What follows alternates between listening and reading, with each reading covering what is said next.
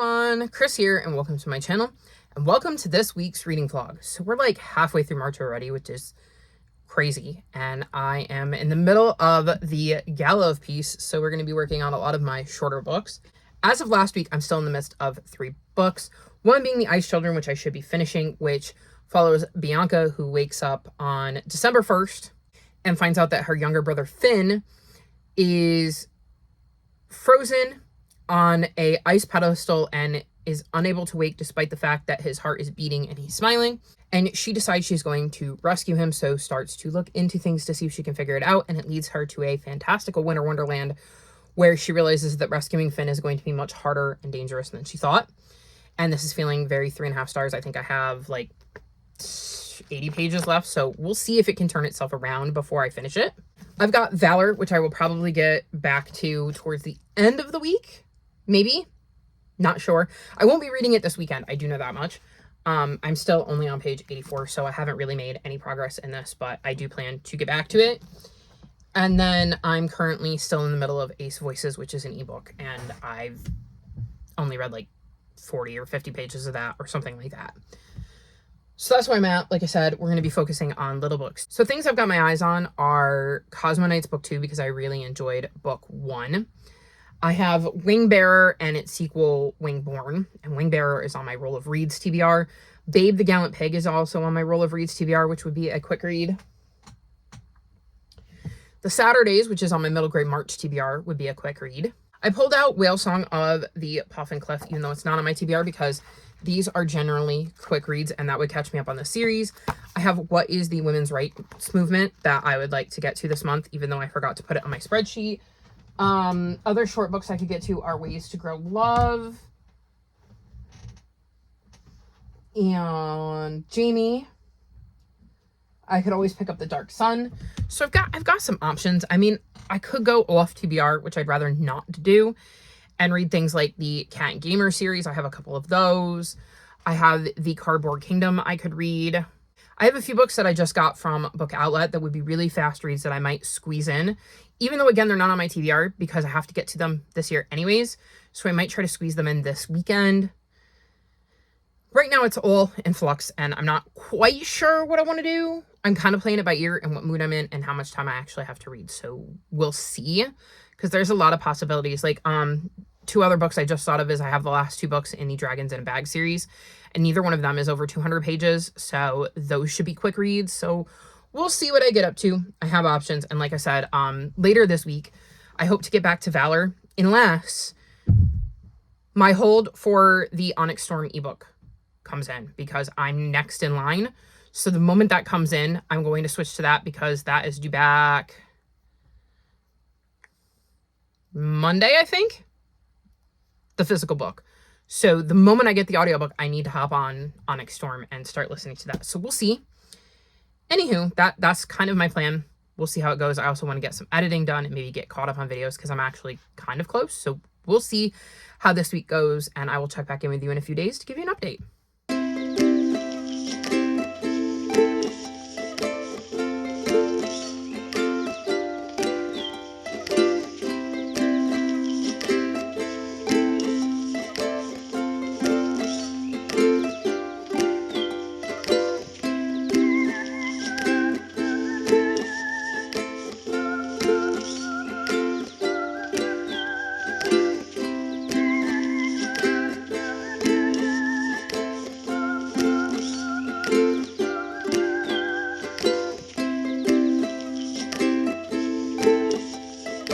So it's around 2 a.m. on the 19th, and I'm finally finding a second to sit down and check in. I have read a lot.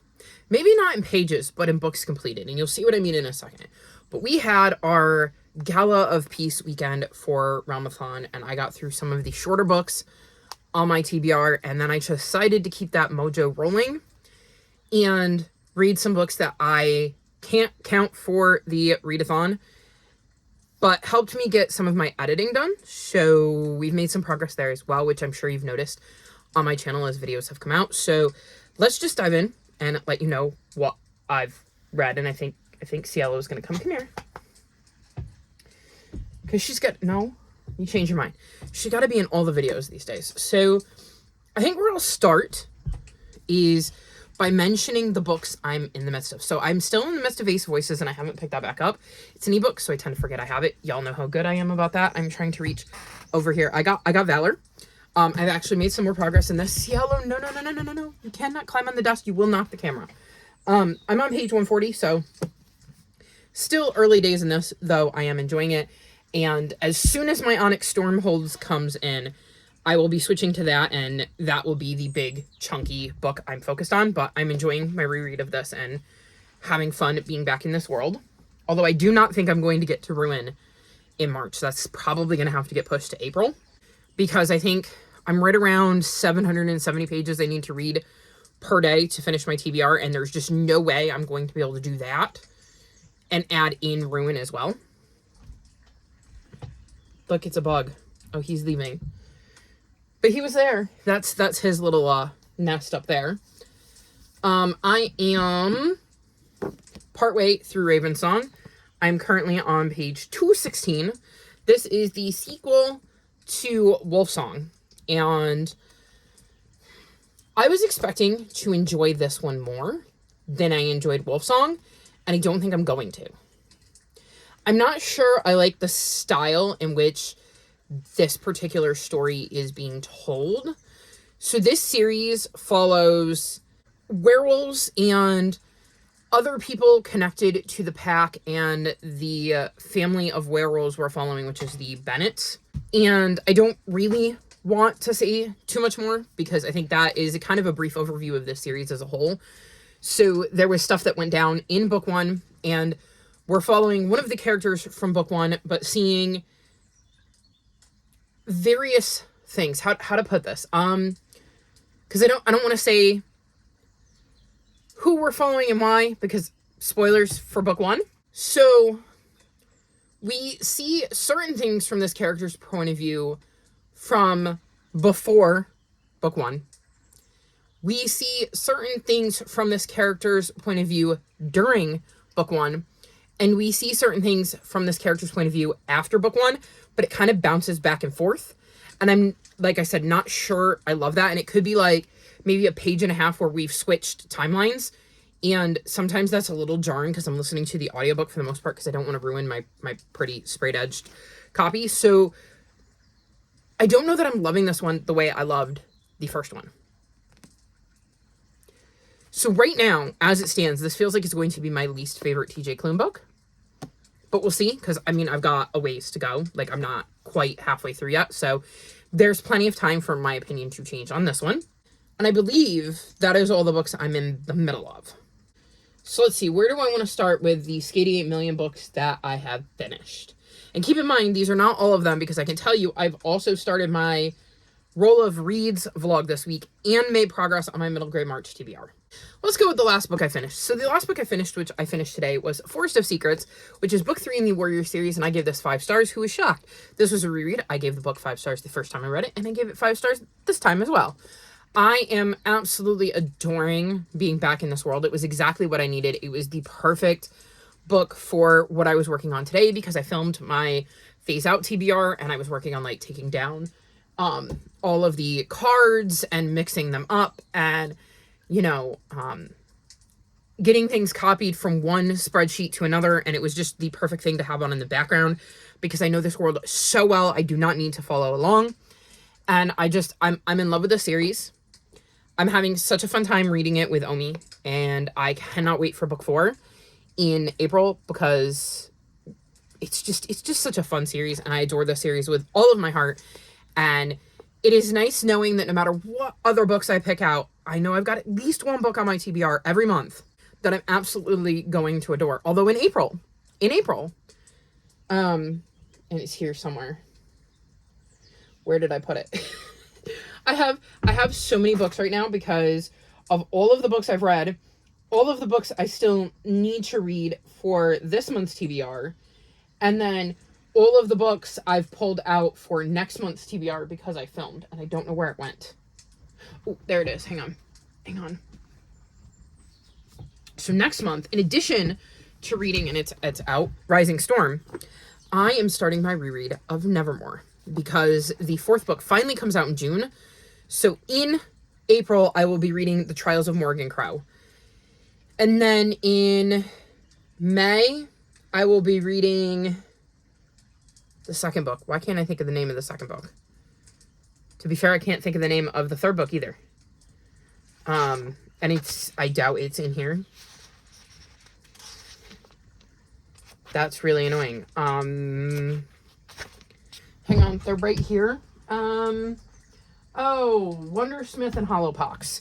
Though they have longer names, kind of like The Trials of Morgan Crow. So, like, this is Nevermore, but it's also The Trials of Morgan Crow. So, in April, I'm going to read Nevermore. In May, I'm going to read Wondersmith. In June, I'm going to read Hollowpox because book 4, Silverborn, doesn't come out until the end of June.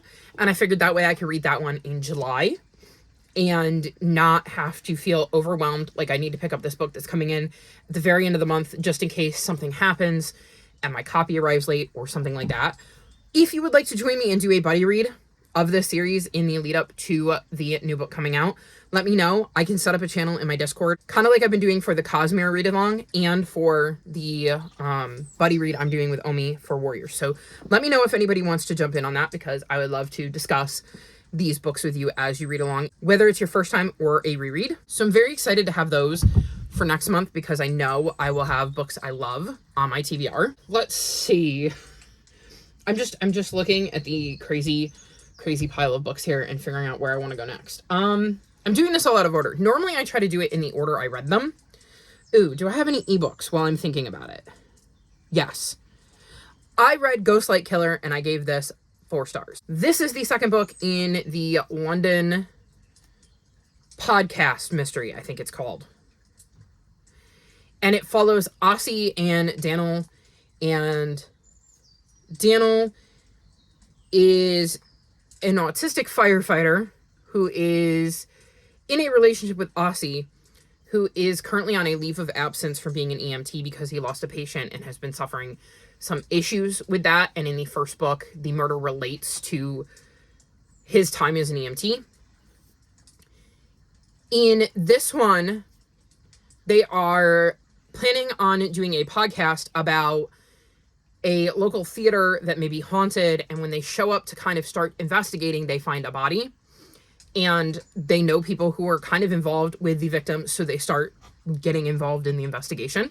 I am really, really enjoying the series. I like Ozzy and Daniel and their relationship. I like how supportive Ozzy is of Daniel, because one of the things Dahlia Donovan does so well is show supportive relationships of people who are autistic, because our brains work differently. We have different needs than a neurotypical person.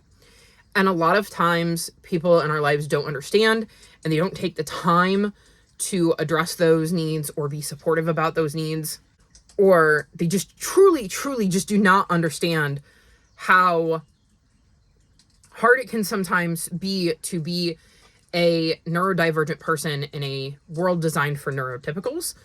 And I love seeing that supportiveness because it reminds me there are people out there who would be supportive and who are willing to learn, that maybe they don't know everything, but are willing to figure it out and are at least trying to do better when it comes to accommodating the things that an autistic individual needs. And of course, I love seeing that representation on page. Me and Daniel are very different. There are definitely there's similarities for sure, but we're also different, and it's interesting to see that different representation on page, to see how Daniel's world looks and what his needs are. So I love the representation in these books, and I thought the mystery was a really intriguing one, and I had a lot of fun with it. So that was one of the books I read, and I believe that was the last book I read for the Peace Gala, or the Gala of Peace. I just finished that before the 7 p.m. cutoff. I don't think any of the rest are ebooks, so I think I'm safe to just pick one and go into it. So we're going to go with The Story of More, and I gave this 4.5 stars. This is a nonfiction, and it says how we got to climate change and where to go from here. And Hope does a very good job of laying out a ton of information in a very relatable and easy to understand sort of way. And I was really intrigued by this. And I think it might even appeal to somebody who maybe doesn't buy into the whole climate change, because I think it does such a really good job of laying it out in a way that is hard to argue around. Because one of the things that my dad, who is not into this whole climate change thing and does not believe it's happening, doesn't think it's a big deal, etc., will argue is that because they use the phrase global warming first, he said, well, if it's getting warmer, then why is winter so cold? And I think that the messaging of the way it was presented, I think some people are looking at that and the way that was presented, and like I said, using a phrase like global warming and looking at it being cold and not recognizing that that is related to the fact that it is warmer. All I think about every winter is how little snow we get, and how when I was a kid, I used to go sledding pretty much all winter on snow piles that had been plowed up in my yard. And I can't really do that now. There are no plow piles to sled on. So to me, there is such a stark difference from my childhood. And all my dad can think is and say about it is, well, less snow to shovel for me. I'm good with that. And I'm just like, you really don't get it. But I think that Hope does a really, really good job of maybe appealing to some of those people and laying out some things that can help them put it into a context that maybe makes it make more sense. And like I said, she does it in a super easy to understand, relatable, very interesting to digest way. So I absolutely want to read more from her, because I really like the way she crafts her novels. And I feel like I have learned something coming out from this. This is definitely a book I would kind of like to own, because I think it is a book I would like to reread again, because I think the more I read it, the more the information will stick in my brain. And I think it's an important thing to learn about. So I had a really, really good time with this one. Then we'll go back to The Ice Children, which I gave 3.75 stars because I was reading this, I believe, when I checked in with you. By the end, I was more into it than I was at the beginning. I was feeling very 3.25, maybe 3.5. And then the way things kind of wrapped up bumped it up to a 3.75.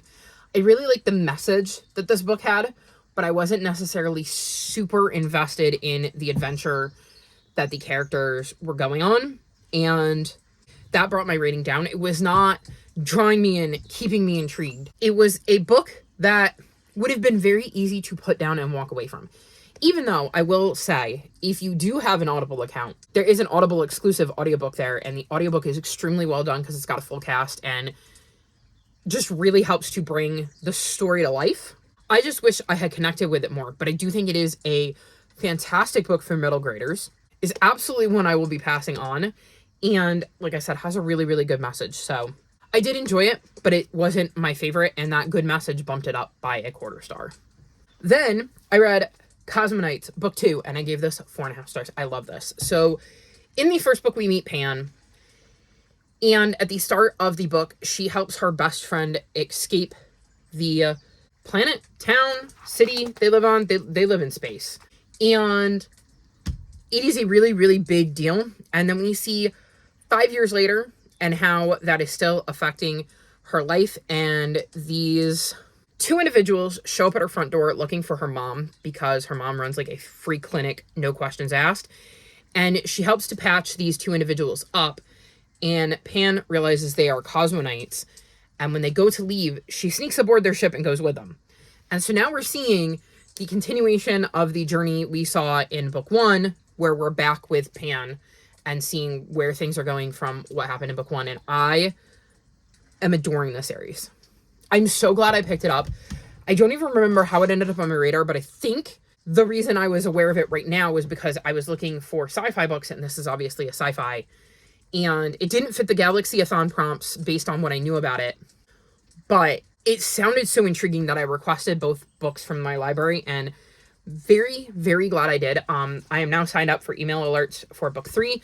It is a series I want to own because it's one I can see myself rereading. I love the relationships in this. I love the intrigue about what's going on and what Pan and the cosmonite she's traveling with are attempting to do or want to do. I am super invested in the story, and there feels like there's so much left to explore. And I also really, really like the art style. So very much enjoying this series, and it was just missing that one little thing that would have bumped it up to a 5-star, but it was pretty close and is definitely one of my favorite books I've read so far this year. Then I read What is the Women's Rights Movement, and I gave this 4 stars. This looks at a ton of different women who were influential in the fight for women's rights or had some sort of significant history when it came to gaining women's rights. So for instance, you have Hillary Clinton, who was mentioned because she was the first female nominee for president, among obviously other things. And it was just a really interesting look at all of these very important women who made it so that women can have a voice in politics today and have the rights that we have. I think this was a good starting place. I think it's hard because there's so many influential women and you can only highlight each of them so much. And I'm betting there were probably many more that got left out because, I mean, it's a tiny middle grade book and I'm sure they highlighted the ones they felt were the most important. But I think it's a good start to the conversation and is definitely perfect for middle graders who are just starting to understand who these people are and get a general idea of who they should be looking into if they want to know more about the women's rights movement. So another good addition to the Who HQ series. Then I read this one in another quest to squeeze in another little book during the Gala of Peace and picked up Whale Song of Puff and Cliff, which is the 4th and most recent book in the Wind Riders series. I ended up giving this one 4.25 stars. We follow Max and Sophia, yes, who have this boat that has kind of these magical properties that brings them to somewhere where they can do some sort of conservation type thing and help some sort of animal. In this one, they end up in Iceland where they bump into the local puffin patrol. And while they are checking out the puffin burrows that are surrounded by trash, a beluga whale also needs their help. So Max and Sophia have a lot to do in this one. This is such a great series for really, again, putting out a good message to middle graders. It talks a lot about how you can help the environment, even though you're a young person and you're only one person, and different kinds of animals that need help and what we are doing to the environment that is causing damage. Like, for instance, this one not taking care of our trash. And I love at the end, it has information about where they went. Pages don't want to turn. There we go. Animal facts about the animals we see in said novel. And then an idea for how you can combat whatever it is they mention in the book as being the problem. So in this one, it talks about how to clean up beaches or create a like group of individuals who go around cleaning up trash. So I just think this is a fantastic series for middle graders. It is one, I have the first book, I think, to pass on to one of the little ones, and hopefully they'll enjoy it because I think combining this kind of like fantastical element of being able to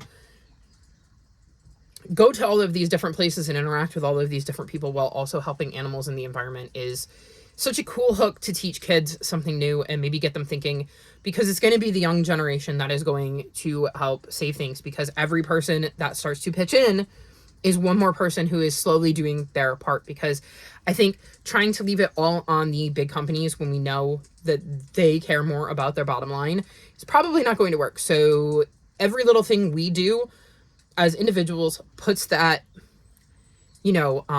threshold back a little bit. And the more people who get involved, the better the environment and things will be in the long run. I mean, we can't do it all alone. So every little bit helps, right, y'all? Then I read Batcat and I gave this 4 stars. So this is a graphic novel. And it is a very, very cute graphic novel who follows Batcat, who just kind of wanted to be left alone to chill. And then one day a ghost shows up and interrupts their routine and just generally gets on their nerves. And they decide that they want to get rid of this ghost, and they visit the local witch for a spell to remove this ghost permanently. And they go on quite the journey to collect the ingredients for this and maybe learn some things along the way. This was super cute. I really, really loved the journey that Batcat went on. They are a fantastic protagonist of this story. It is interesting to see how their thought process changes throughout the book based on the lessons they learn as they go to gather these ingredients. There is a wonderful, wonderful message in this book that makes me want to get it for the little ones. I'm constantly, when I'm reading middle grade, especially the earlier stuff, because I have a lot of kids that are right around that like very like pre-middle grade and early middle grade age range. And I'm starting to be very, very conscious of the types of books I want to stick in their hands. And as much as I love something like, for instance, Warriors, and would love to share that with them because I love that series, I think it's an amazing series, I tend to get far more excited about sticking something in their hands that has such a very obvious message, but done in such a brilliantly simple way. Because there are messages you can absolutely take from the Warrior series, but this one feels like a very clear message that doesn't take a lot of reading between the lines, or like the Wind Rider series that is very kind of in your face with the messaging, but not in a way that's off-putting, just in a way that makes it very clear that there is a message and a point to the story that they're trying to tell, and isn't just a story that is being told that might have a message somewhere in there, but like the focus of the story, for instance, with Warriors is more the cats and what is going on and the adventures they're going on. So I had a really, really fun time with this. There is, as far as I know, going to be a book 2. I absolutely want to read it because I had such a fun time with this. And I just think it's so super cute. Like, look how cute Batcat is. And Batcat's pronouns are they, them, as are the authors. So this is a book written by a non-binary author. So I love that. I also get to promote that as well. So had a really, really fun time with this one. Then one I had less of a fun time with was Dino Detective and Awesome Possum, Private Eyes, The Case of the Nibbled Pizza. And I gave this 3 stars. So this is like a really early like chapter book for kids. And the reason I snagged this is I think it was new at my library and I saw a dino, and I'm obsessed with dinosaurs. So I thought I would check it out because I'm constantly on the lookout for dino books for the kids because I'm obsessed with dinosaurs and I want to share that obsession with the little ones. And this one follows Dino Detective and Awesome Possum as they chase down the case of who nibbled on their pizza. And they really, really want to be detectives. And this mystery is so simple and was just not engaging for me as an adult. There were some things that were going on in the background that like they overlooked and kind of stumbled across while they were working on the case of the nibbled pizza. And I was a little more frustrated that they didn't pursue that. What book did I read lately that had a case? What was it called? I'm sure some of you remember because you probably watched that vlog recently, knowing my editing. What was it called? Detective Beans and the Case of the Missing Hat. Now, that one's a graphic novel, but I think that mystery is written in a way that makes a lot more sense than this one did and was more engaging. And I think they're pretty similar when it comes to the complexity of what is being read. So I far prefer that one to this one. I do not plan to continue this series because it's just not interesting enough to continue to hook me. And the mystery, like I said, did not do much for me. Maybe it is a case of if I was like, say, a 6-year-old, this would have been more interesting. But as a 38-year-old, it just did not intrigue me. And it's obviously possible because, like I said, Detective Beans intrigued me. So this one just didn't work for me. And while it is cute, I just found it lacking in ways that I couldn't kind of overlook. And now we're on to the last little bit of what I read that wasn't for one of my other vlogs. And the reason why I said I switched from the Gala of Peace to some other short books that I wasn't counting for Realmathon, because I'm pretty sure you can't count these, and I just figured I'd rather err on the side of caution and not count them, because I did not feel like looking up whether you could count picture books. I don't think so. None of the other competitive readathons I've been a part of have. So I have this stack of picture books. So what I was doing the other night was I was editing, for instance, talking about, say, the Dino Detective. And once I finished editing the section where I talk about this book, I read a picture book. And then I switched back and forth between my vlog, where I would edit one book I was talking about and then read a picture book. And that made it go so much faster, because these obviously don't take very long. So it meant I was mostly focused on editing, but it broke it up enough that I didn't feel like it was a slog. So we're going to get into these. I have a pretty decent group here that I quite enjoyed. So we're going to start with the first one I read, which was When Aiden Became a Brother. And I gave this 4.5 stars. So this follows Aiden, who at a very young age realizes that while everybody thought he was a girl when he was born, he's not. He is a boy. And when his parents find out they're having another baby, he is very, very excited to become a brother and sets out to make sure that whoever this baby is and whatever they are into and whoever they are, they get all of the support and love they need to be the best version of themselves. And so we see him going about getting ready to become a big brother, and it was really, really cute. I had a lot of fun with this one. I've actually ordered a copy to give to the little ones because I thought it had such a good message, because it talks about Aiden discovering who he is, having the support of his parents, and then trying to make sure that his baby sibling does not have to go through some of that uncertainty or not enjoying the things that they have been surrounded with that he did. And I just think it's an amazing picture book that kind of opens up that conversation about trans individuals and just how to be supportive of somebody being whoever it is they are and loving whatever it is they love. So absolutely adored this one. Then the next one I picked up is Hello There Sunshine, and I gave this 5 stars. So this follows a little girl named Tab who absolutely loves the sun. And then one day it doesn't come out, and she goes on a journey to figure out where it is. And I have read this book twice, well, maybe like 2.5 times. So I read it to myself, and then I loved it so much and it gave me goosebumps that I read it to my mom. And when I got to the part that gave me goosebumps reading it to myself, as I was reading it to my mom, I got goosebumps again. And then I ended up telling my dad about it. I knew he wasn't going to just let me sit and read it. So I gave him the kind of Cliff Notes version and said, here's Tab, here's what she was doing, explain most of the story, and then read the part that gave me goosebumps and got them for a 3rd time. I did not get this book for me. I specifically got this book without knowing what it was about for one of the little ones, because I think I got an email from Books A Million that was like 50% off new releases coming up in March. And this was one of them. And the concept just sounded so cute that I said, you know what? I'll get it. And I'm so, so incredibly glad I did, because it is a phenomenal picture book.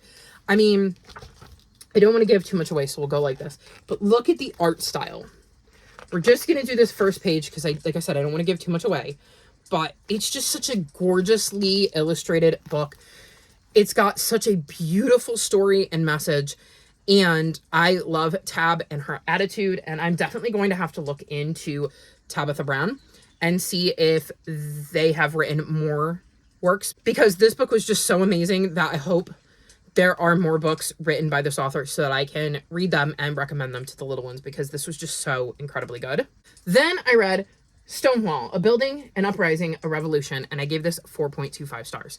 So this is not going to be a picture book you give to younger kids, mainly because it's got a lot of text and it is nonfiction, and it is definitely informative, and it's not going to be something that I think is going to really appeal to a 4-year-old, but I do think it is a very good opening to what Stonewall is and starting to talk about the history of queer people in the United States and what we've had to deal with. And I think that older kids can still get something from this, because like I said, it has a lot of really good information about the start of Stonewall, how it came to be, what happened, and the kind of fallout from that. So I think this is a fantastic look at that. But I couldn't give it 5 stars because I think it will only appeal to a certain kind of kid and definitely not a younger one. Like I said, I can't picture Vixie reading this because she's just not old enough to understand.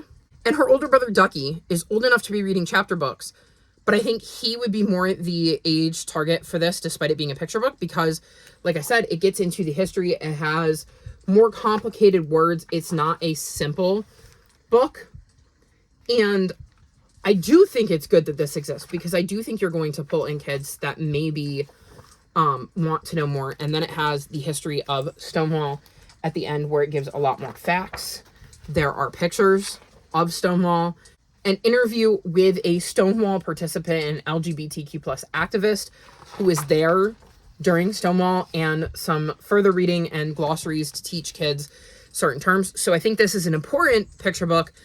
I just don't think it is good for a younger audience, like the first two I read or the other three that I have in my lap. Then what is my least favorite of the ones I read is Pink is for Boys, and I gave this 3.5 stars.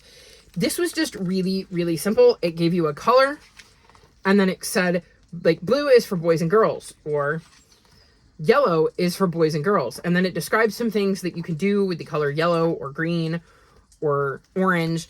And I just thought it was really, really simple.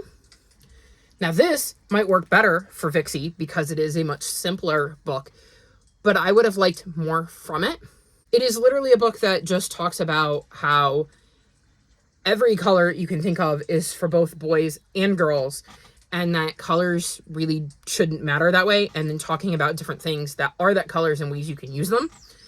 And so I think I wanted more from this, or I was expecting more from this, although I will say it does have some diversity because we have a wide group of kids here. So I like that it was extremely diverse in the children it was depicting.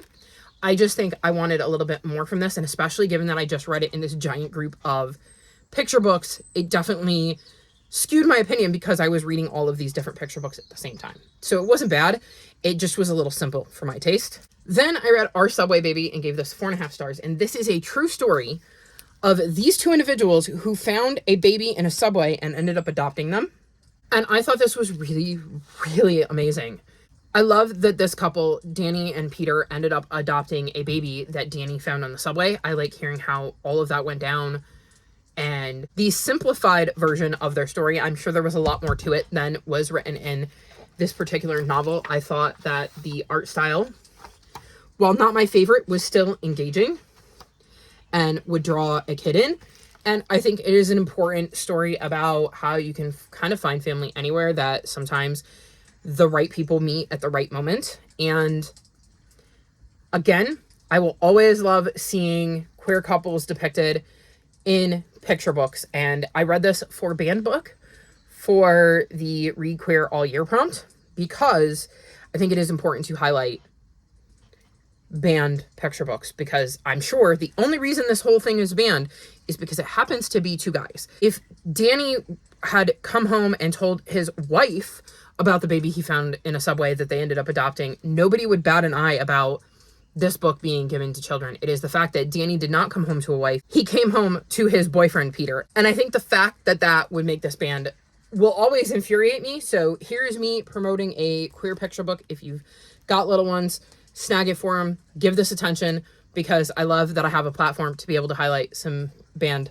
queer books, because again, ridiculous that just the existence of queer characters is enough to make a book banned. Also, I should mention When Aiden Becomes a Brother was another one I found for the banned book. And I believe I also saw Pink is for Boys on that banned books list, because I was looking specifically for picture books that had been banned, because I try to highlight some of those too, in addition to some of the larger books, because most of the time in picture books, the only reason they're being banned is because they have some sort of diversity in them. And that frustrates me so endlessly.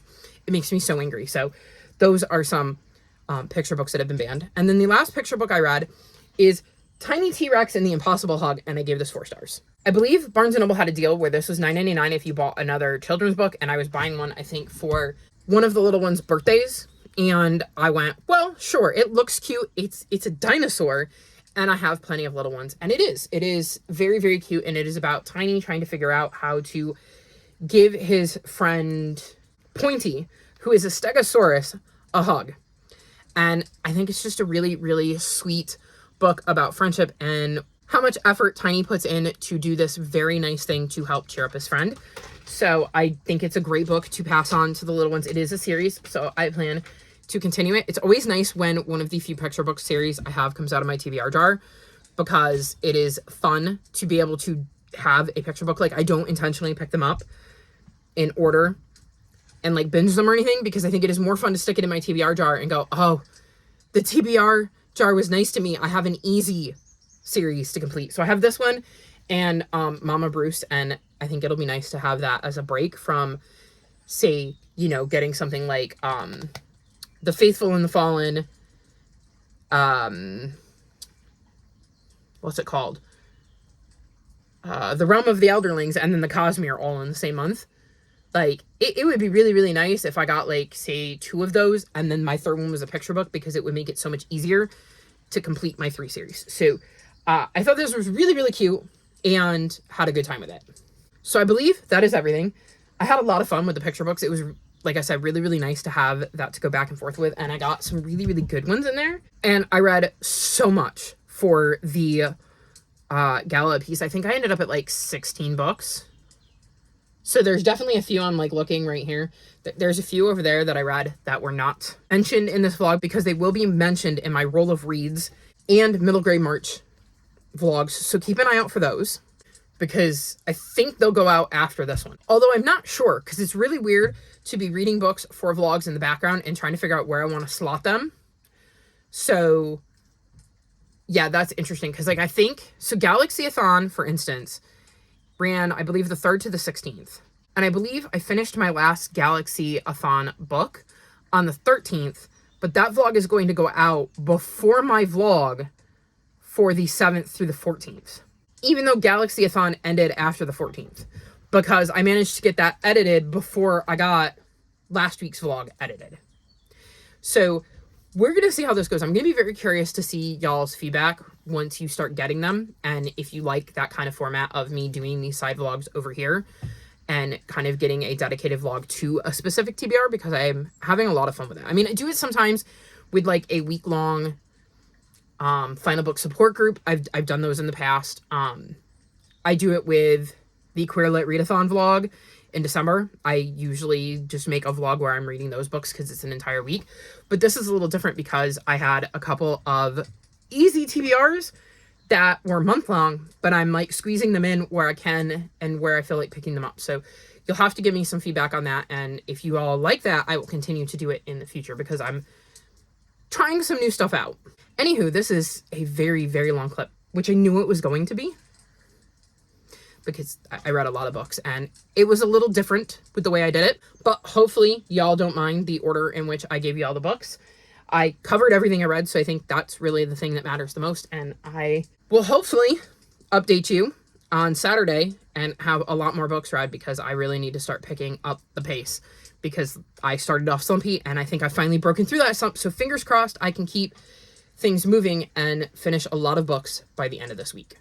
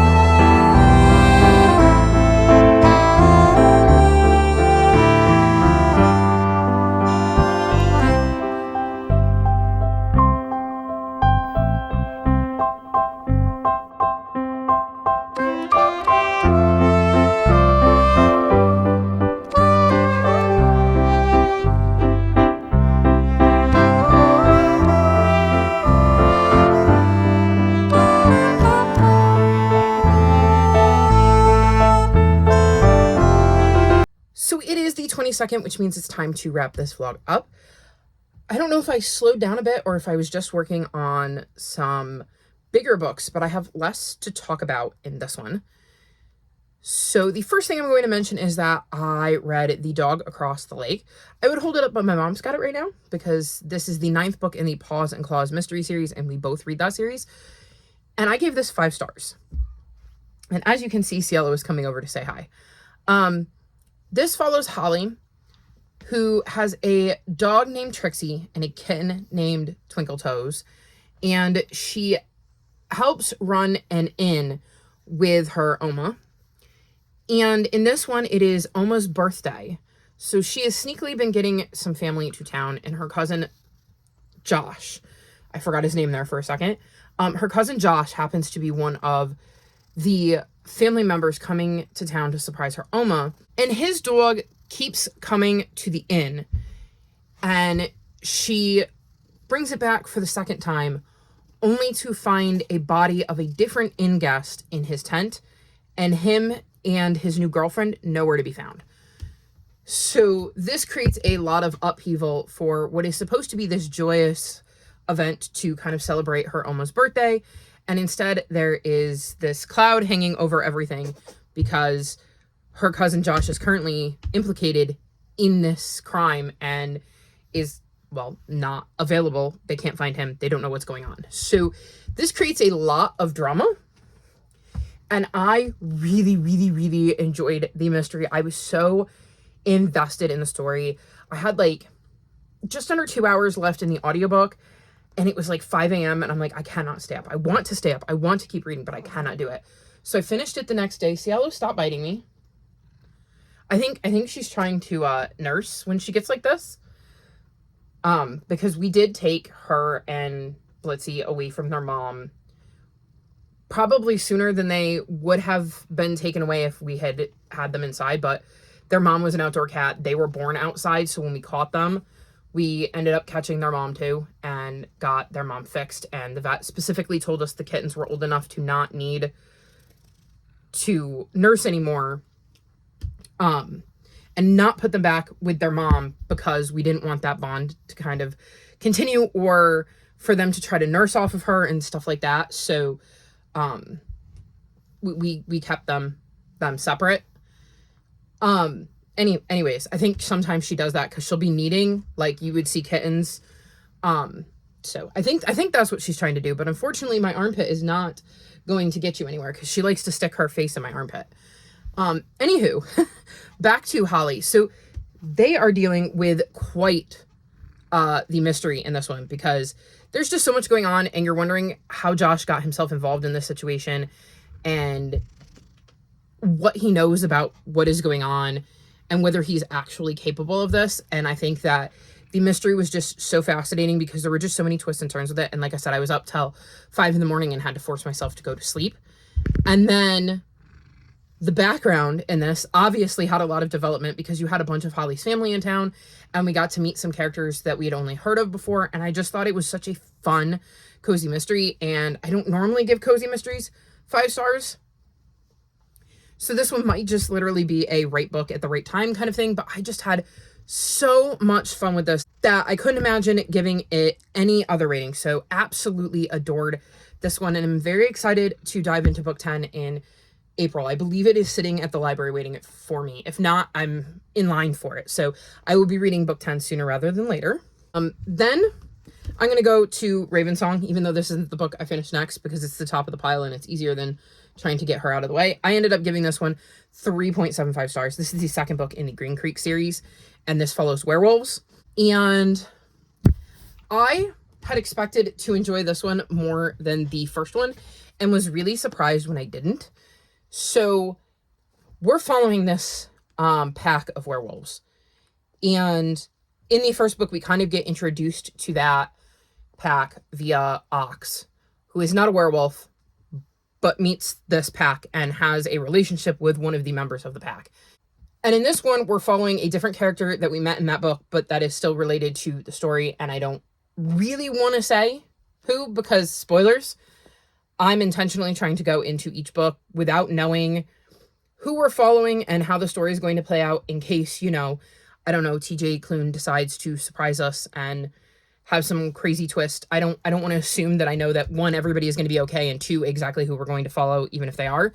So I'm going to keep that to myself. If you want to look it up, that would be your prerogative, but I don't want to spoil it for you. So we're in the second book. We're back with the characters that we know, but we're following a different POV. We're not in Ox's head in this one.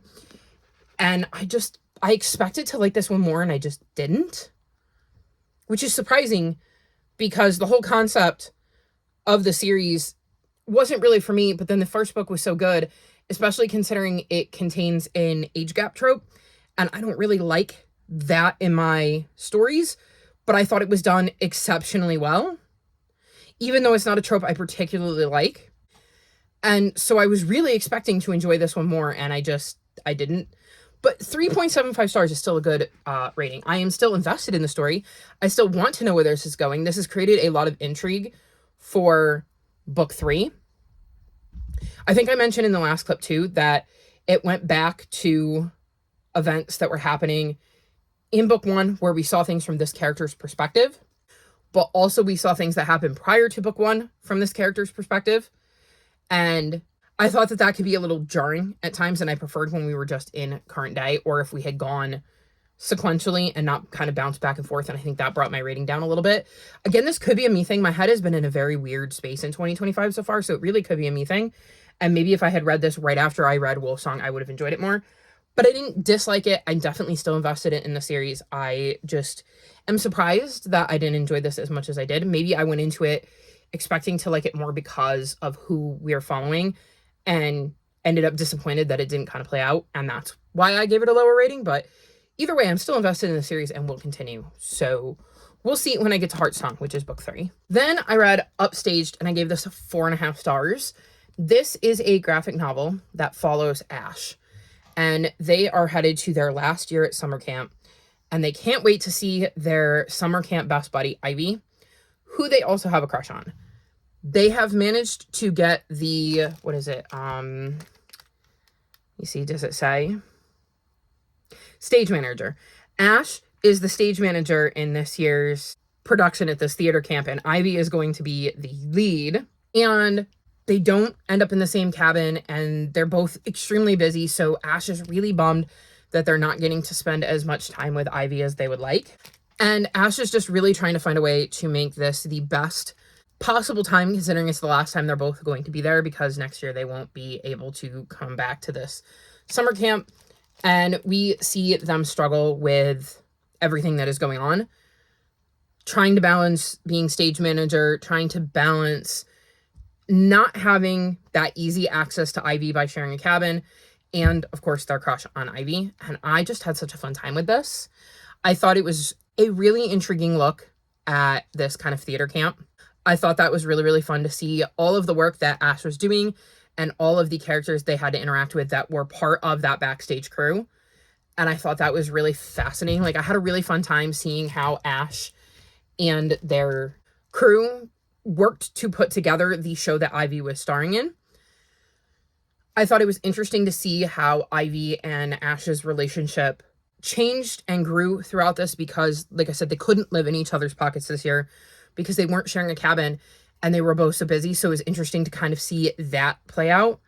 It was interesting to see some of the other relationships Ash developed, and Ivy as well to some extent, although because we're not in her POV, we'd see less of that. We're only seeing what Ash sees. And I just thought this was a really fun little graphic novel. I had a really good time with it. It was missing just that one thing that would give it that 5-star. And it makes me hope that Robin Easter writes more. I think they've written some like My Little Pony stuff, which isn't really my jam. But if they write more stuff like this, I would absolutely read it, because I had such a fun time with this, and it was a really easy and engaging read. Also, I should mention, because I haven't, I do really, really like the art style. Also, Ash likes to draw, so we get some of that in there as well. So I had a really, really fun time with this one. And those are all the books I finished. I was like looking, going, wasn't there one more? And it was Dog Across the Lake, but I've already talked about that. It's just not physically here. So I have done some other reading. Let's see. We'll start with Valor. I've made a little bit more progress in Valor since I last spoke with you. I'm now on page 164. So little bits of progress, though. I think once I finish the next book I talked to you about, I'll be able to really focus on this one. This one's just kind of less important, and I'll explain why when I tell you that I have since started Onyx Storm. So I have the audiobook for this out of the library, and I bought the audiobook for Valor from Audible, so I own that audiobook, so I can listen to that whenever, whereas this one I only have from the library. So one, I want to listen to it before it returns, but two, the faster I listen to it, the sooner somebody else can get it. And so I'm trying to like not keep it for the whole 3 weeks I get it or whatever. But I am on page 196, and this is definitely much faster paced than Iron Flame. I definitely felt like with Iron Flame, there was a chunk of it that was a bit of a slog, and then once it picked up, it stayed really engaging and interesting. Whereas I feel like this one has a much faster pace to start. I'm enjoying where we're going with this. There's a lot of intriguing things that are going on, and I'm very curious. I just got to a very intriguing part that makes me wonder some things about some choices some characters may end up making. So we're going to see where this goes. I mean, I have quite a bit left to read. I'm trying to do this without spoiling anything. Like 527 pages, so I'm not halfway yet. So we'll see where this one goes, but I am enjoying it for the moment. So hopefully that'll continue. And then the last book I have to update you on is The School for Good and Evil, A Crystal of Time. I got to page 124. So I've made some progress in this. We're continuing the journey with Agatha and Sophie and following along from the events in book 4, because this series very much feels like you had an arc that was the main plot for the first 3 books, and then this is like a second arc in the same series.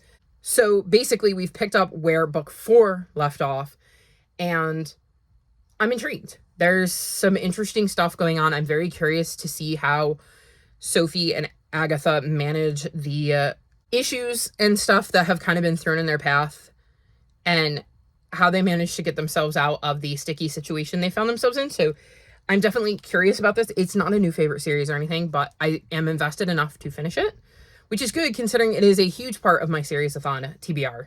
Because I'm reading this for, I think it's finish a series with 5 or more books in it, and it has 6. And book 6 is the book I'm using for last letter, first letter, because it's One True King. So it ends in G. And then I'm going to pick up Gustav Gloom, which is the specific book I'm reading for last letter, first letter, but it needs to follow the book One True King. It's a very complicated prompt to explain, but that series has been very important because it is integral to 2 different prompts, even though these books aren't actually part of the second prompt, if that makes sense. I'm confusing myself. I mean, it is 2:47 in the morning, so hopefully all of that made sense. But I have made some progress in that so that I can hopefully read book 6 in April and then Gustav Gloom and check both of those prompts off of my series-a-thon board in April. And that's it. That's everything I've read. This has been an exceptionally long vlog, considering I believe I was finished with Galaxy-a-thon, but I have read some Roll of Reeds books, and I have read some Middle Grade March, so hopefully you'll get those at some point.